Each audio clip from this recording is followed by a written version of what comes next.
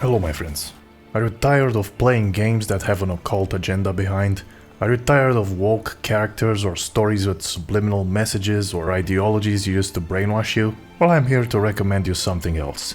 Today we take a look at Manor Lords, a medieval city builder game with some combat, but with no story or characters, which is good, because stories in 2024 are lame.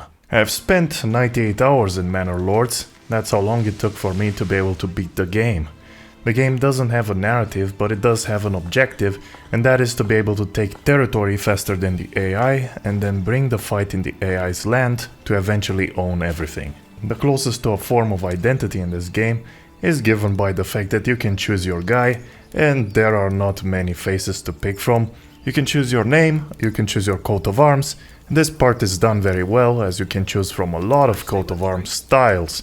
It's like a coat of arms simulator. I usually pick the simple design with a cross on it, because with the cross you will have victory. To achieve this victory, you have to be very careful how you build your town, because if you are super inefficient at building your first village, you stand no chance against an AI that will take everything, and not even against the bandits, which will raid your village after the first 2 years. This game doesn't tell you anything. You have to figure it out yourself. Figure out in what order to build your buildings, and how to set up the production chains in a way to ensure the efficiency that is needed to progress. Something like building your town close to the natural food sources and then having your granary and storage house close to the market can do wonders for development speed. Every person in this town has their own life, and it's up to you to manage their time right. This is done through the way you build the village and balance the time it takes for him to reach his workplace and the time it takes for him to get his personal needs met in his free time. The personal needs are things like getting food from the market and bringing it home, getting water from the fountain and bringing it home, getting firewood from the market and bringing it home, going to church, going to the tavern and having a drink. Sometimes when there is not enough supply of, let's say, firewood, you'll have a house or two left without firewood, and that is because when the citizen went to get firewood from the market, the stall was emptied by the previous people who bought all of it, and there is none left for the current villager looking for firewood. The same can happen for food, clothes, and beer. Once you set the required workers in the workplaces to ensure that there is enough stuff for your people, then the game starts having a flow. And it is this flow that is beautiful to watch. Every person doing their role in the society to push it forward. The building feels very natural, with snappy dirt roads that you can create in any shape, and with the houses of the villagers coming in very varied models that work with the shapes you place them in. This game does not have grid-based building, but more of a natural shape building, so it makes for very natural looking villages similar to real life ones. You can set different backyard to the homes and decide whether to have chicken coops, vegetable farms or goats. The backyard produce will be sold to the market for some extra food variety that the villagers can enjoy. The production chains are quite satisfying to watch. For example, the hunters will go hunting. You see them hunt a deer with a bow and arrow, then you see them tying that animal and dragging it to the hunter's camp, where they skin the animal and put the meat in one place and the hides in another place. Then the person working at the tannery comes and gets the hides and takes them to the tannery, where you can see the leather being crafted. You then see the hunter take the meat to sell it at the market in his own food stall.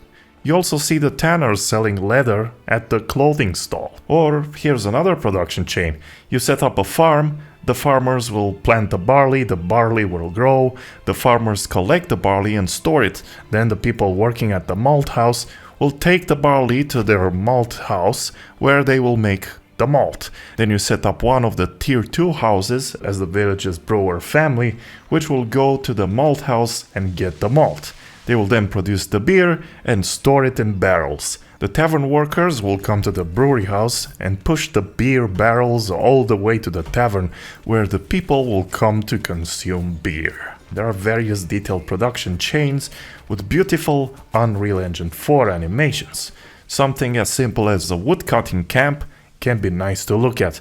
The woodcutter goes into the forest, cuts the trees, comes back with the wood, then cuts it into smaller pieces with an axe, and then makes a firewood pile. Then the storage worker comes with a cart, fills it with the firewoods and takes it to storage and then to the firewood market stall. It gets more intricate later when you research the charcoal kiln, where people will take the firewood and use it to create charcoal, which will then be taken to the market and used as the new, more efficient heating solution for the village. I also like how when villagers cut trees to get lumber, they not only cut the trees, but they also debranch the trees. And then the ox, which is like the most valuable player in this game, goes and takes the lumber and takes it to where it's needed. If you manage to get 2 oxes in the beginning of the game, then my friends, you are champions for the rest of the game, because everything gets built twice as fast. When someone builds a house or anything in this game, you see the various production steps, and it will happen at a semi-realistic speed. You get to see them first bringing the materials needed for construction, with oxes, by hand or by cart. Start by building the foundation, then the wooden structure, then the wooden planks, and then the finishing touches on the walls, roof, doors, and windows. In particular, it's nice to look at when they build the church, or the Tier 2 church, which involves more complex materials, such as the clay-based roof tiles. Once the church is finished, you can then just zoom in and look at your village from the church roof perspective and slowly move the camera. It really does transport you in those times. When it rains, the water on the roof tiles looks really good as it falls.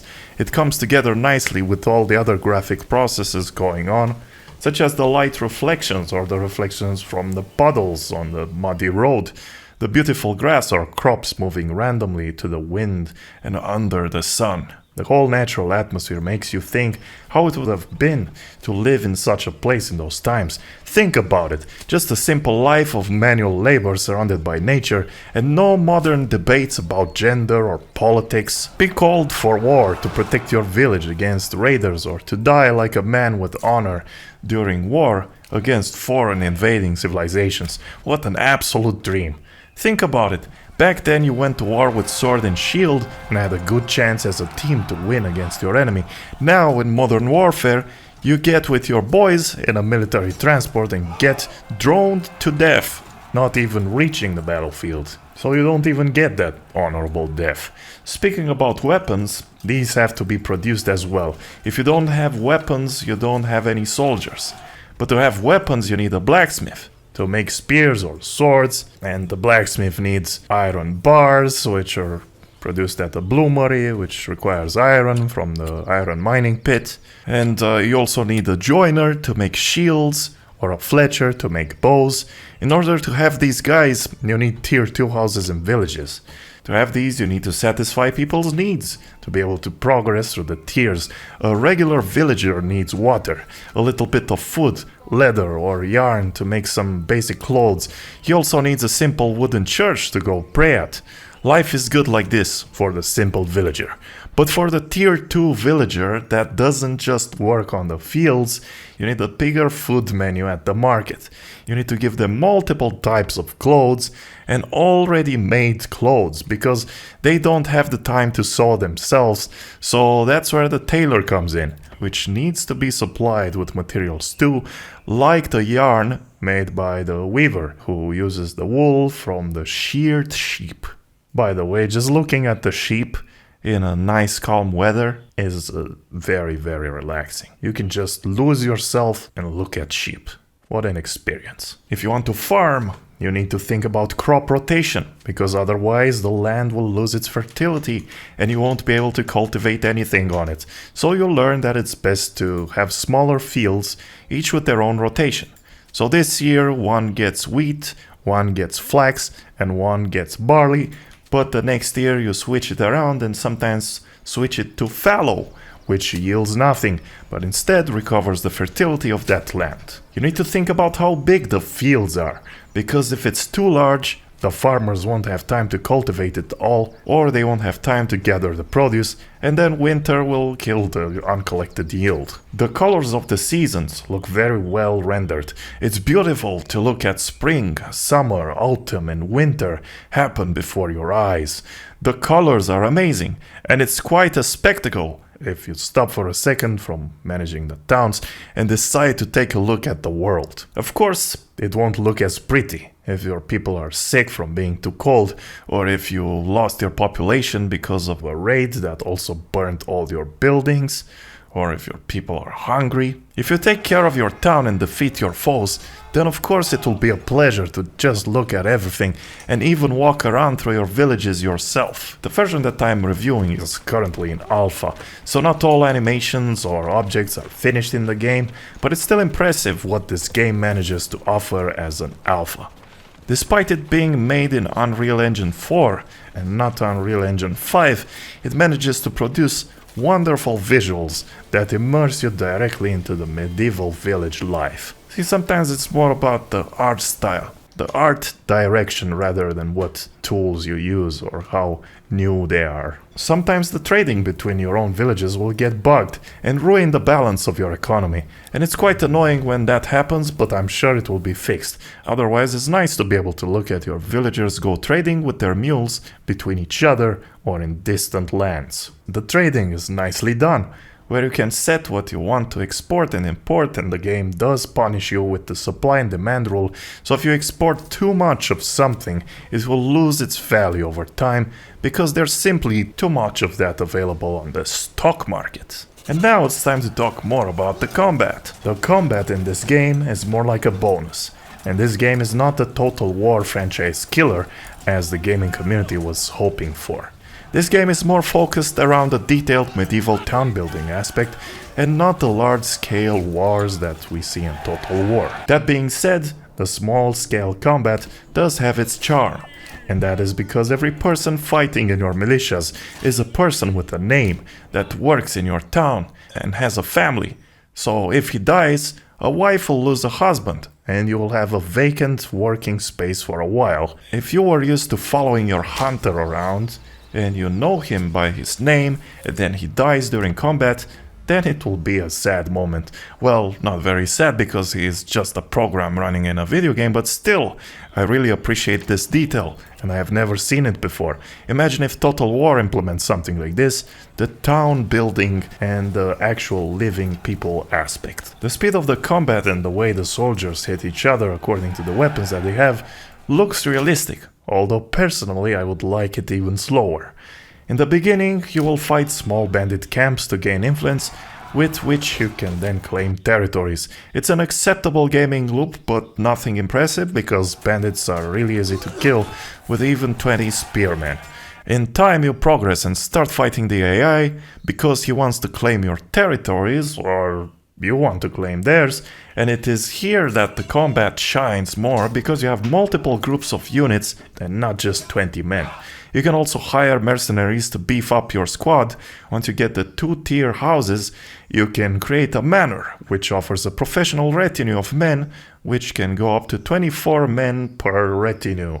So that can be used to make your army strong, especially if you get to have multiple retinues from multiple manors across multiple villages. Having an army composed of militias, mercenaries and retinues will give you the superior advantage over the AI, and that in turn will win you the game. The small-scale battles are nice to look at, but because they happen too fast you can't really zoom in that much because you need to pay attention from above and give orders. The game doesn't have a battle replay function, so you can't enjoy them in that way like you can in Total War. The battle lines in this game don't exist, the AI army will not form any lines and will just randomly run at your forces. The AI will easily get flanked and defeated, unfortunately. But at least you didn't lose many men, so there will be less sad households in the villages after the battles end. There are various orders that you can give to your men, from standing their ground to focusing on not getting hit too much by arrows or pushing forward, and these options offer some variety to the way you play your battles. The game ending presents us with an epic battle. So if you don't have the villages optimal to get a high number of retinue, you will lose. I managed to beat the game without upgrading to tier 3 houses. The taxes of the tier 2 were enough for me. I did upgrade some of the houses to tier 3 in other playthroughs, and I do like the designs. They are very German. During my final victory battle, I actually used an army which was already a bit battered from a previous fight over an AI claim.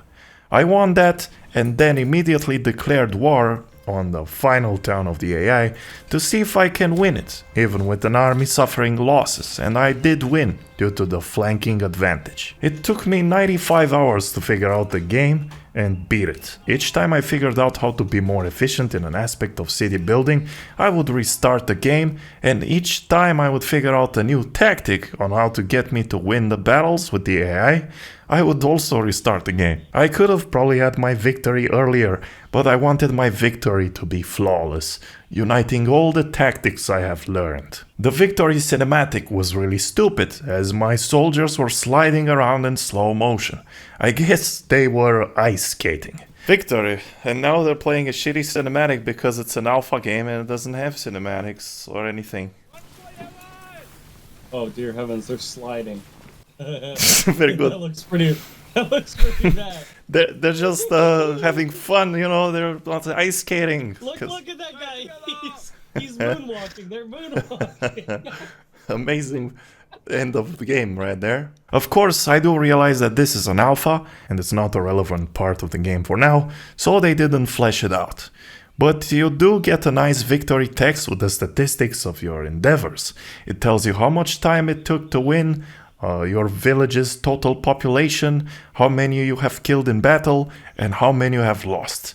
It's a nice touch. Right now, the Steam Achievements is telling me that I am part of the 2.1% players that have finished the game, and that feels pretty cool. Although I do realize that a lot of players have decided to just buy the game, test it, and come back later to finish it when it's a more complete experience. I can also realize the potential of people getting bored because of the slow-paced town building and just quitting the game. Also people who are incapable of building efficient towns and losing the game in the start. And then also quitting the game. The game has a lot of development still left to be done, such as completing objects, animations, innovating things like cavalry, and actually having some battle lines for the AI, I hope so. Getting the AI to build towns on its own lands, because as it is now, their land is empty, and soldiers just spawn from the borders. It's a big road of development ahead, but a lot has been made already. And I have had a good experience since I spent 98 hours in the thing, so I got my money's worth. The game is not super expensive and asks for about $40 at the time of this video. I recommend it. But depending on your personality and expectations, it can get boring pretty fast. This is not one of those games that gives you regular adrenaline boosts or psychological rewards to keep you playing like most games have implemented. Instead, it's more about you enjoying the atmosphere of a slow-paced, beautiful, peaceful and sometimes not that peaceful medieval world. It also comes with some authentic medieval music that is not composed by AIs, but I wish they will add more tracks to the playlist, because right now I think there are only about 10 tracks. I got bored too eventually, but hey, for me 98 hours played is enough to say that this game was worth it for me. I will revisit it for the future updates, and I am looking forward to the final product it can become. This goes well with games like Kingdom Come Deliverance. They are both games set in a medieval world with villages that each have a church, and so Christians can finally feel normal while playing a video game. There are no alphabet people in these games, and they feel and play amazing. So far, I rate the Manor Lord's experience as a 7 out of 10, with the possibility of it becoming even better. That's all I have to say. There are ways to support me in the description. Thanks for watching the video. Join my Discord. This is Vostovlad, signing out.